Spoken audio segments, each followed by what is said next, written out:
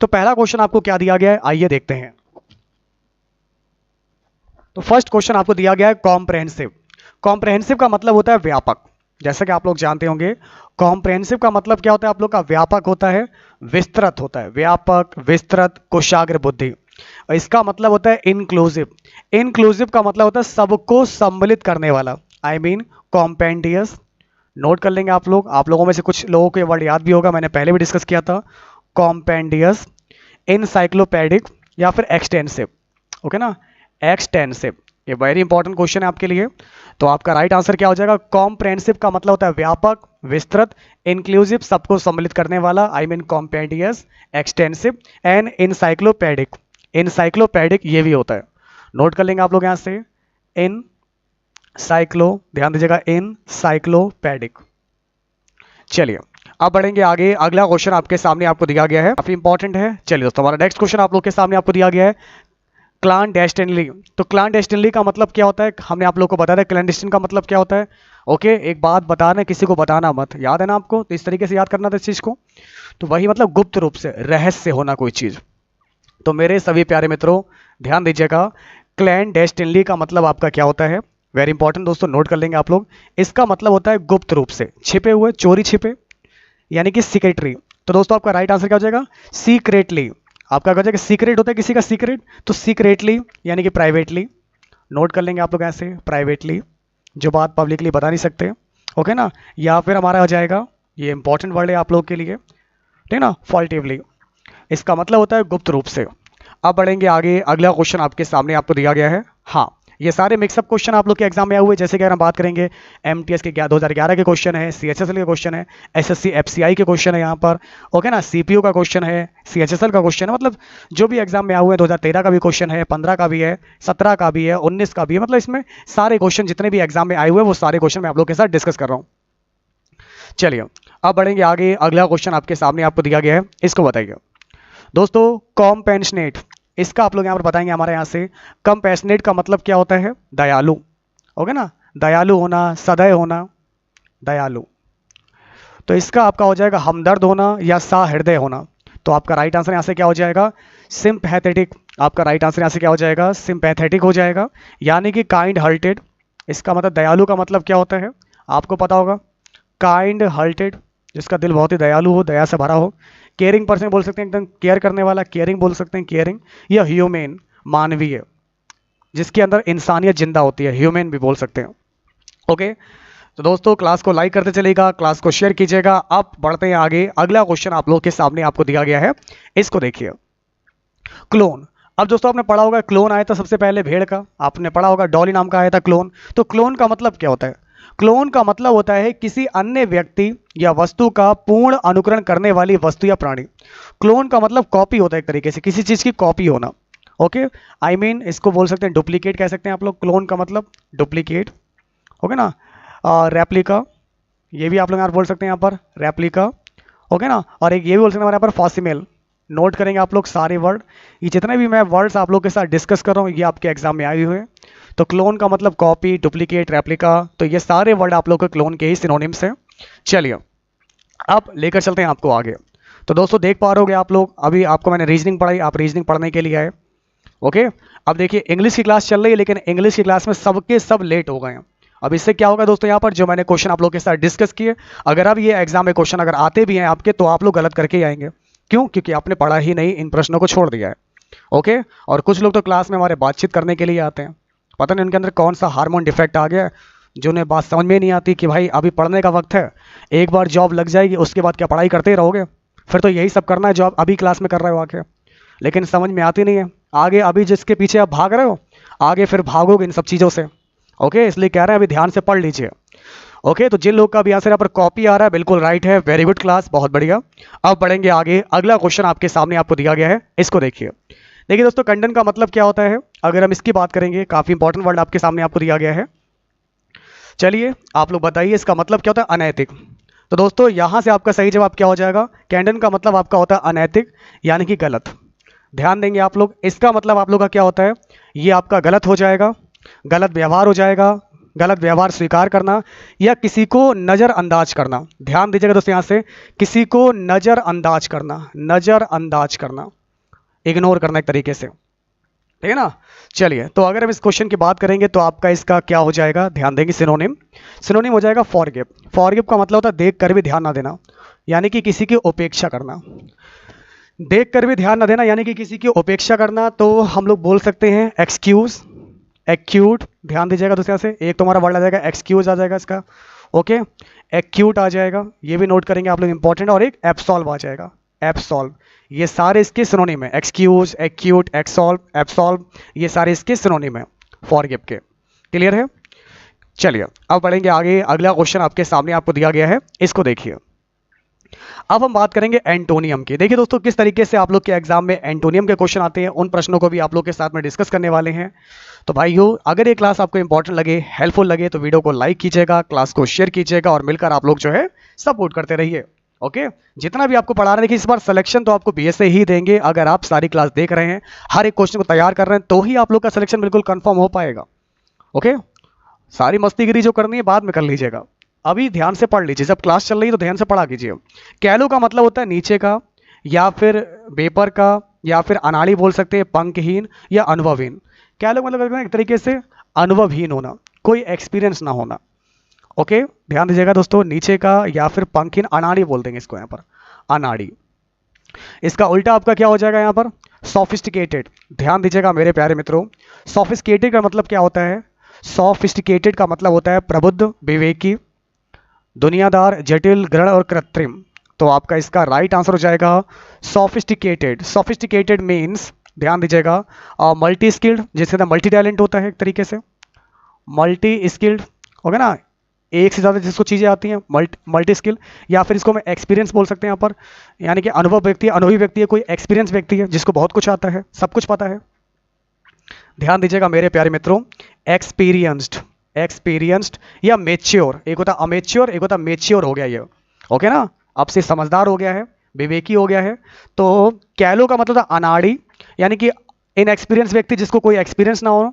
और सोफिस्टिकेटेड का मतलब होता है विवेकी पर्सन, जटिल, दुनियादारी जिसको आती है, ओके, कृत्रिम है, गूढ़ है, मानी कि मल्टी स्किल्ड पर्सन है जिसके अंदर बहुत ज़्यादा टैलेंट भरा हुआ है। एक्सपीरियंस है जिसके अंदर अनुभव ज़्यादा है, और मेच्योर हो गया है। ये व्यक्ति कैसा हो गया, मेच्योर हो गया है। ओके, यानी आप इससे किसी भी तरीके की बात करोगे, ये हर एक बात को समझता है, बुद्धू नहीं होगा। अब बढ़ेंगे आगे। अगला क्वेश्चन आपके सामने आपको दिया गया है, इसको देखिए। कन्फाइन। कन्फाइन का मतलब आप लोग का क्या होता है, कन्फाइन, सीमाबद्ध करना, किसी को रोकना या प्रतिबंधित करना। कन्फाइन का मतलब होता है किसी को रोकना, सीमाबद्ध करना, आई मीन प्रतिबंधित करना। बैन लगा देना दोस्तों, एक तरीके से बैन लगाना, सीमाबद्ध करना। इसका उल्टा हो जाएगा परमिट देना, अलाउ कर देना, भैया जाओ, परमिट दे दिया हमने आपको, अब आप जितना चाहे उतनी बातें करो, परमिट देना। तो परमिट कह सकते हैं अनुमति देना, आज्ञा देना, मंजूरी देना या फिर मानना। तो राइट आंसर हो जाएगा रिलीज करना, इस तरीके से। तो इसका अपोजिट आपका क्या होगा, नोट करते चलेंगे। रिलीज कह सकते हैं, अनचेन बोल सकते हैं हम लोग यहाँ से, अनचेन, या set free, set free. Okay, तो कन्फाइन के अपोजिट है परमिट देना, रिलीज करना, किसी को छोड़ना, सेट फ्री करना, अनचेन करना, आज्ञा देना, अनुमति देना या मंजूरी देना। समझ में आ गया आपको? वेरी गुड क्लास, आप लोग बहुत बढ़िया कर रहे हैं। अब लेकर चलते हैं आप सभी को आगे। देखिए भाई, क्लास को जो लोग अभी तक क्लास में आ नहीं पाए और जो क्लास में आ चुके हैं, जो बिल्कुल अभी अभी आए, सभी लोग क्लास को शेयर करते रहेगा, ताकि इस क्लास को लोग ज्वाइन कर पाएं और सारे प्रश्नों को ध्यानपूर्वक पढ़ पाएं। अब बढ़ेंगे आगे। अगला क्वेश्चन आपके सामने आपको दिया गया है, इसको देखिए। कंडेंस। देखिए, कंडेंस का मतलब आपका क्या होता है, संक्षिप्त करना, गाढ़ा करना, संघनित करना, या फिर आपका हो जाएगा द्रवीकरण करना। ठीक है ना। चलिए, तो अगर अब इस क्वेश्चन की बात करेंगे, संक्षिप्त करना, तो कंडेंस का मतलब आपका क्या होता है, संघनित करना, गाढ़ा करना या संक्षिप्त करना। तो इसका उल्टा क्या हो जाएगा, छोटा करना होता है, इसका उल्टा हो जाएगा बड़ा करना, इनलार्ज। इनलार्ज का मतलब होता है विस्तार करना, विस्तार करना, फैलाना, बढ़ाना, बड़ा करना, यानी कि एक्सपांड। तो इसका उल्टा क्या हो जाएगा, एक्सपांड, एक्सपेंड बोल सकते हैं, एक्सटेंड बोल सकते हैं, एक्सटेंड, बढ़ाना। एम्पलीफाई भी कर सकते हैं आप लोग, एम्पलीफाई। ये कंडेंस के सारे अपोजिट हैं। तो ध्यान दीजिएगा मेरे सभी प्यारे मित्रों, कंडेंस के अपोजिट क्या है, इनलार्ज, एक्सपेंड, एक्सटेंड और एम्पलीफाई करना। याद हो रहा है आप लोग को? बिल्कुल ध्यान से पढ़िएगा, किसी भी क्वेश्चन को छोड़िएगा मत।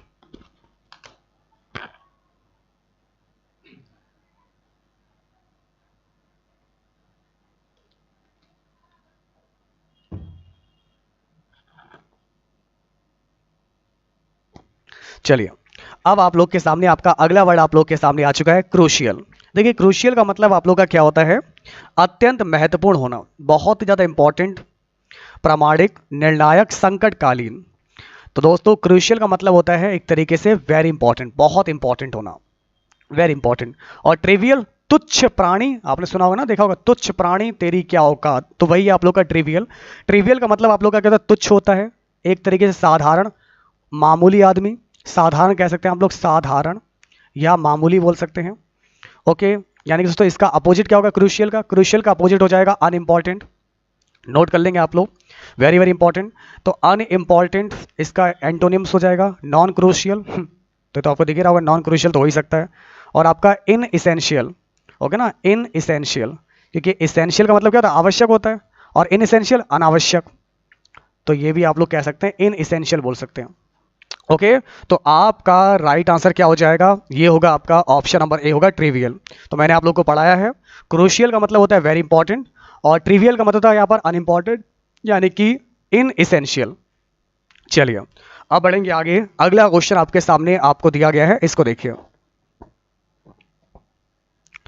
शालिनी यादव जी, टाइमिंग के लिए आप टेलीग्राम को ज्वाइन कीजिए, वहीं पर आपको सारी क्लासेस मिलेंगी समय से, और पीडीएफ फाइल भी आपको प्रैक्टिस के लिए मिल जाएगी। चलिए, तो दोस्तों अब लेकर चलते हैं आपको आगे। अगला क्वेश्चन आपके सामने आपको दिया गया है, इसको देखिए। कॉल्टली, देखिए कॉल्टली का मतलब क्या होता है, और आपको इसका अपोजिट बताना है। तो मेरे सभी प्यारे दोस्तों, आप लोग क्लास को लाइक कीजिएगा। और देखिए, मैं देख पा रहा हूँ क्लास में मुझे पढ़ने वाले लोग कम दिख रहे हैं, बाकी के लोग ज़्यादा दिख रहे हैं। भाई ध्यान से पढ़ लीजिए, यही टाइम है आपका पढ़ने का, मेहनत करने का। जब भी मैं आपको क्लास करवाऊँ, आप सारी क्लास को ध्यानपूर्वक देखिए, हर एक पॉइंट को समझिए, और बार बार बोलने पर मजबूर मत किया कीजिए। ओके, तो कॉल्टली का मतलब होता है सुशील होना। जैसे कि क्लास में कुछ लोग हैं बहुत सुशील है, एकदम बिल्कुल सुशील कह सकते हैं, सभ्य बोल सकते हैं एक तरीके से, सुशील या सभ्य कह सकते हैं। बाकी इसका मतलब दरबारी भी होता है, दरबारी भी होता है। तो इसका उल्टा क्या हो जाएगा? रफ हो जाना। रफ का मतलब होता है धृष्ट, कर्कश, खुरदुरा, बदमाश, रूखा, अशिष्ट, अभद्र, उजड व्यक्ति।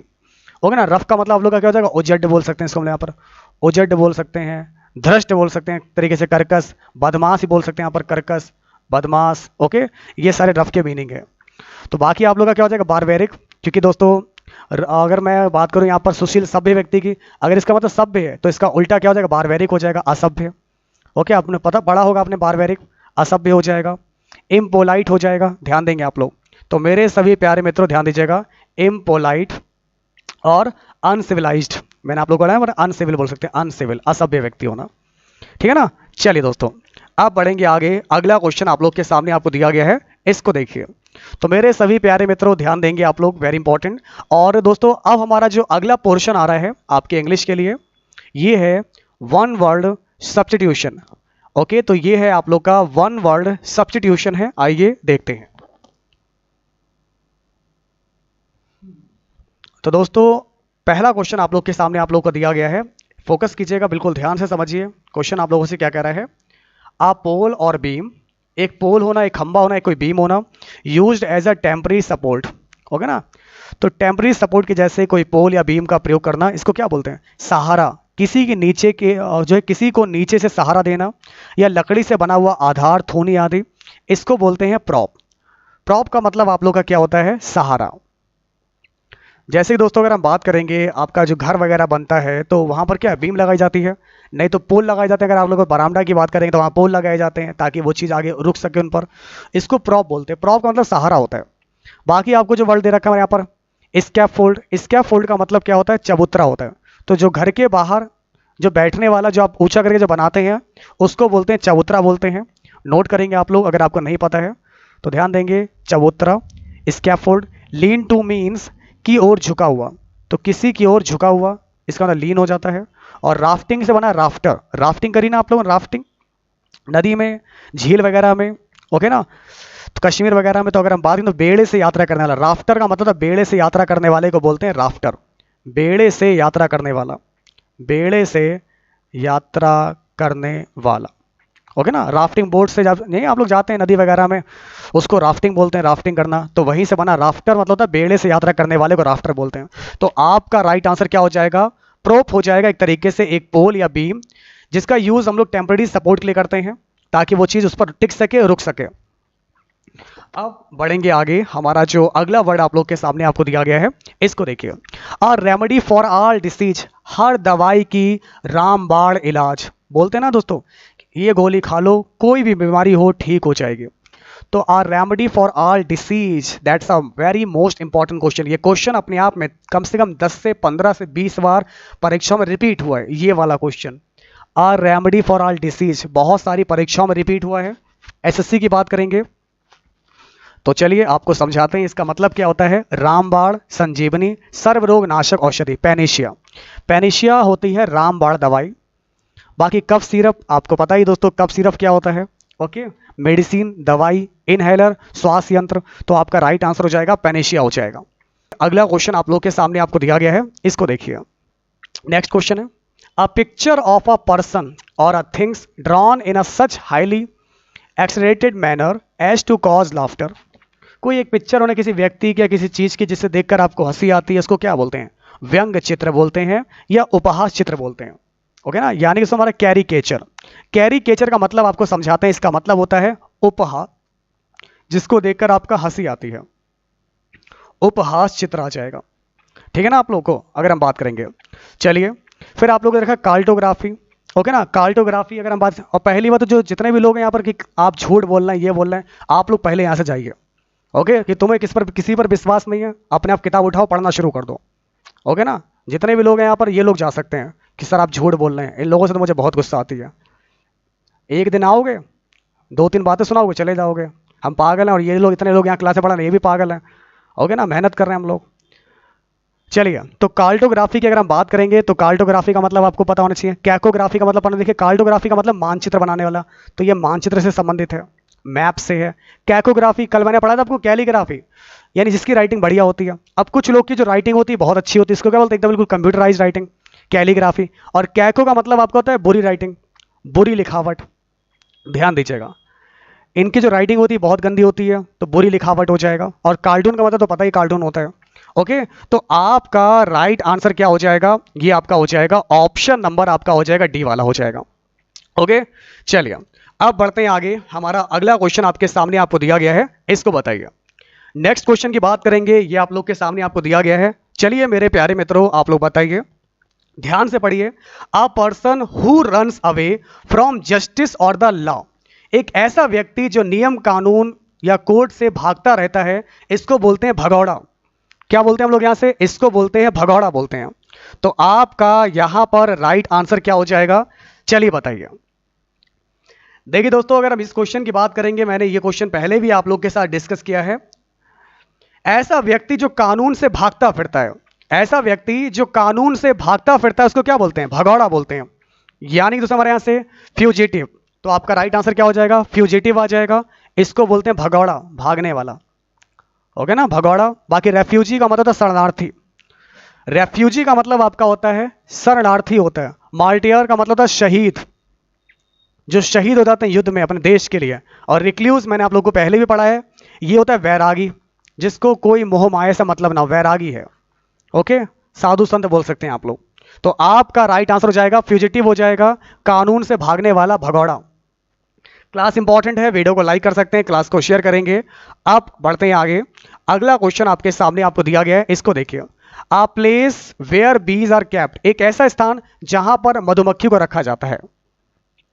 देखिए दोस्तों, ये क्वेश्चन आप लोगों के सामने दे रखा है, एक ऐसा स्थान जहां पर मधुमक्खी को रखा जाता है, ये क्या हो जाएगा, इसको बोलते हैं एपियरी बोलते हैं। एपियरी यानी कि मधुमक्खीशाला। ध्यान देंगे आप लोग यहां से, इसको बोलते हैं मधुमक्खीशाला। एवियरी जो आप लोग देखा, एवियरी, अवियरी का मतलब होता है पक्षीशाला, नोट कर लेंगे। एवियरी मतलब पक्षीशाला। ग्रेनरी का मतलब आपका क्या होता है, ये भी पेपर में आता है, अन्न भंडार, जहां पर हम खाने पीने का सामान, जैसे गेहूं हो गया, चावल हो गया, जहां पर स्टोर करके रखते हैं। ओके, और डिस्पेंसरी का मतलब क्या होता है, दवा खाना, औषधालय। दवा खाना यानी कि औषधालय। जहाँ दवाइयाँ वगैरह रखी होती है, डिस्पेंसरी। तो आपका सही जवाब क्या हो जाएगा? अपियरी हो जाएगा। क्लियर है? यहाँ तक तो कोई डाउट नहीं है। चलिए, इसके बाद दोस्तों हम लोग देखेंगे स्पेलिंग्स को, जो आप लोग के एग्जाम में स्पेलिंग्स आती है, इंपॉर्टेंट। क्यूरोसिटी हो गया ना, एक कुछ व्यक्ति होते हैं बहुत जिज्ञासु होती हैं जानने के लिए, पढ़ने के लिए, और नई नई चीज़ें पढ़ना उनको बहुत अच्छा लगता है, हो गया ना। और बाकी के लोगों को तो कुछ और ही करने में मजा आता है। चलिए, तो क्यूरोसिटी का होता था जिज्ञासा, कौतुक, कोतूहल। तो इसकी स्पेलिंग क्या होती है कि क्यूरोसिटी, तो क्यू रियो RIO सिटी SITY। स्पेलिंग याद करने के लिए मैं आप लोग को बता रहा हूँ हमारे यहाँ से, CUQ रियो सिटी RIO SITY जिज्ञासा होता है। और आपका राइट आंसर हो जाएगा 16 का ऑप्शन नंबर ए आ जाएगा। ओके, तो अगर आपका आंसर यहाँ पर ए आ रहा है, बिल्कुल राइट है। वेरी गुड दोस्तों, अब बढ़ेंगे आगे। नेक्स्ट वर्ड आप लोग के सामने दे रखा है सेमेट्री। सेमेट्री का मतलब है कब्रिस्तान। ओके ना, सेमेट्री का मतलब क्या होता है? कब्रिस्तान होता है, समाधि क्षेत्र या शमशान बोल सकते हैं आप लोग, कब्रिस्तान बोल सकते हैं या शमशान भी कह सकते हैं, शमशान। तो इसकी स्पेलिंग क्या हो जाएगी? चलिए आप लोग बताइए स्पेलिंग सेमेट्री। तो सेमेट्री CEMETERY, सेमेट्री। सेमेट्री का मतलब होता है कब्रिस्तान, कब्र कहा, या शमशान। तो CEMETERY। तो आपका राइट आंसर हो जाएगा, ऑप्शन नंबर हो जाएगा हमारे यहाँ से ए होगा, बिल्कुल राइट आंसर। तो जिसका भी क्लास में आंसर ए आ रहा है बिल्कुल राइट होगा। वेरी गुड दोस्तों, बहुत बढ़िया। अब बढ़ेंगे आगे। हमारा जो अगला क्वेश्चन आप लोग के सामने आपको दिया गया है, इसको देखिए। अगला क्वेश्चन आपके सामने आपको दिया गया है, इसको देखें। कैमोफ्लाज। कैमोफ्लाज का मतलब होता है छद्म स्वरूप।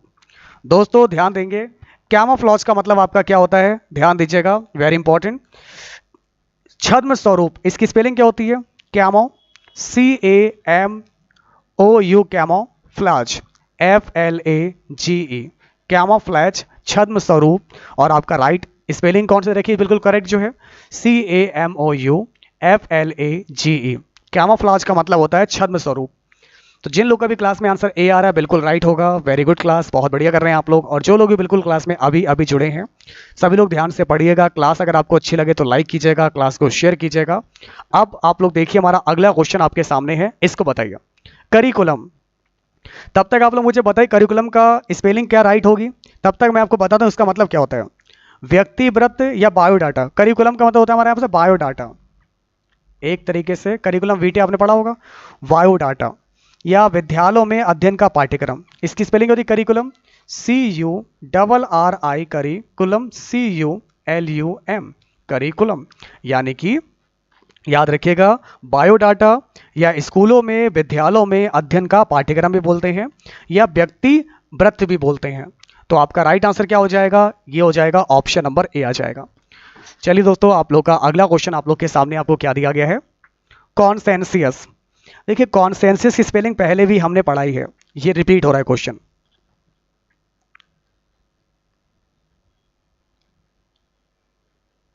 हाँ, तो दोस्तों अगर हम इस क्वेश्चन की बात करेंगे तो आपका राइट आंसर क्या होगा? कॉन्सेंसियस। कॉन्सेंसियस मतलब होता है ईमानदार व्यक्ति होता है। कॉन्सेंसियस, जैसे कि क्लास में कुछ लोग पूरी ईमानदारी के साथ पढ़ते हैं, उन्हें किसी से कोई मतलब नहीं है, वो अपना आराम से पढ़ते हैं। दोस्तों से भी कहते हैं कि भाई तुम भी पढ़ो, ध्यान से पढ़ो, मेहनत करो, यही वक्त है कुछ कर दिखाने का। समझदारी से रहिए, हर एक चीज़ को समझिए, सीखिए और आगे बढ़ते रहिए, पीछे मुड़ने का नहीं है। कॉन्सेंसियस, तो con, C on con, scien SCIEN, conscientious, TIOUS, कौन, साइंस से बना है साइन, CS। कॉन्सेंसियस का मतलब होता है आप लोग का ईमानदार होना, कर्तव्यनिष्ठ होना, कर्तव्यनिष्ठ होना। तो देखिए हमारा यहाँ पर कौन, सी ऑन कौन, साइन SCIEN, CS TIOUS, तो कौन साइन CS। तो राइट आंसर हो जाएगा ऑप्शन नंबर बी हो जाएगा। ठीक है ना। तो जिन लोगों का भी आंसर यहाँ से बी आ रहा है बिल्कुल राइट है। वेरी गुड क्लास, बहुत बढ़िया। चलिए अब लेकर चलते हैं आपको आगे। दोस्तों इसके बाद आप लोग के एग्जाम में आते हैं ईडियम एंड फ्रेजेस। तो देखिए किस तरीके से आप लोग के ईडियम्स आते हैं, फ्रेजेस आते हैं, जो आप लोग के एग्जाम में पूछे गए क्वेश्चंस हैं, उन प्रश्नों को भी देखने वाले हैं। तो आइए देखते हैं आज का पहला क्वेश्चन, ये रहा आप सभी के सामने। चलिए और देखिए, समझिए और बताइए कि आपका राइट आंसर क्या हो जाएगा। The police cordoned off the area after the explosion. दोस्तों आपने देखा होगा, इस तरीके से फिल्मों वगैरह में सुना होगा कि पुलिस ने आपको चारों तरफ से घेर लिया है, सामने आ जाओ, अब तुम बच नहीं सकते, पुलिस ने तुम्हें चारों ओर से घेर लिया है। तो समझ गया ना, इसका मतलब क्या हो जाएगा, the police cordoned off the area after the explosion. तो इसका मतलब आपका हो जाएगा किसी स्थान का घेरा करना। I mean the police isolated the area, या रिंग ऑफ पुलिस, या acting as guards to stop peoples from getting into the area by surrounding it with police या सोल्जर्स। तो आपका राइट आंसर हो जाएगा the police isolated the area. Okay, तो आपका perfect answer हो जाएगा ऑप्शन नंबर आ जाएगा सी। चलिए अगला क्वेश्चन आप सभी के सामने है, इसको देखेंगे आप लोग। कूल हिज हील्स, ओके ना, तो एक तरीके से एड़ी का ठंडा पड़ना। इंतजार करते करते एड़ियां ठंडी पड़ गई, मेरे पैर ठंडे हो गए, कब से खड़ा हुआ इंतजार कर रहा था लेकिन वो नहीं आया। ओके, राम श्याम का इंतजार करते करते थक गया लेकिन वो नहीं आया, उसके पैर ठंडे पड़ गए इंतजार करते करते। तो he had to cool his heel before the could get an appointment with the doctor. तो कूल हिज हील का मतलब किसी का इंतजार करना। ओके ना, तो एड़ियों का ठंडा पड़ना, खड़े खड़े ठंडा पड़ना, इसका मतलब होता है इंतजार करना, इंतजार करना। समझ रहे हैं आप लोग, यानी कि to kept waiting, to wait या फिर टू बी कैप्ट वेटिंग। तो आपका राइट आंसर हो जाएगा ऑप्शन नंबर सी होगा इस क्वेश्चन का बिल्कुल परफेक्ट आंसर। ओके, समझ में आ रहा है आप लोग को? तो क्लास को लाइक कीजिएगा, क्लास को शेयर करते रहिएगा, मिलकर आप लोग सपोर्ट कीजिएगा। अब लेकर चलते हैं आपको आगे, अगला क्वेश्चन देखिए। Cut the Gordian knot. अब मैं एक बहुत ही विशाल का आपको गाठी लगा लगा कर देता हूँ, एकदम विशाल सा नॉट। ये मैंने कुछ गाठी लगा इस तरीके से मैंने कुछ कर दिया है, ये निकाल दिया। अब मैं आपसे दोस्तों कह रहा हूँ इस गाठ को खोल कर दिखाओ। तो क्या है आपके सामने, ये है गॉर्जियन नॉट, एकदम बहुत बड़ी गाठ। इसको आपको काटना है, तो कैसा काम, इसको खोल कर दिखाइए। तो रिमूव द डिफिकल्टी, इसको खोलेंगे लेकिन बहुत ही मुश्किलों से। ओके ना, इसका मतलब होता है डिफिकल्टी, बड़ी मुश्किल से, याद रखेंगे आप लोग यहाँ से। रिमूव द डिफिकल्टी, ओके ना, to solve a problem by taking action, to perform a difficult task.